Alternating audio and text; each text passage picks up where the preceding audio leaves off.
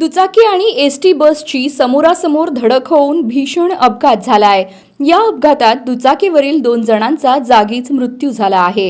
ही घटना आज दुपारी 4 वाजण्याच्या सुमारास सोलापूर बार्शी रोडवरील नान्नज गावाजवळ घडली आहे।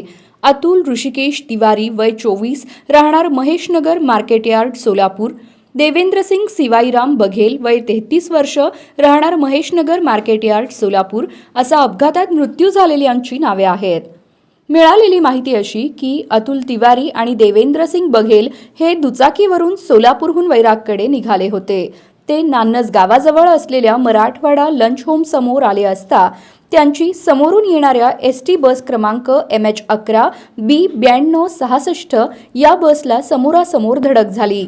घटना घडल्यानंतर तात्काळ त्यांना सोलापूर सिव्हिल रुग्णालयात दाखल करण्यात आले, तेव्हा डॉक्टरांनी तपासणी अंती त्यांना मृत घोषित केलं। सदर घटनेची नोंद सोलापूर सिव्हिल पोलिसात झाली आहे। अतुल आणि देवेंद्र सिंग हे आचारी असल्याची माहिती मिळत आहे। या घटनेचा अधिक तपास पोलीस करत आहेत।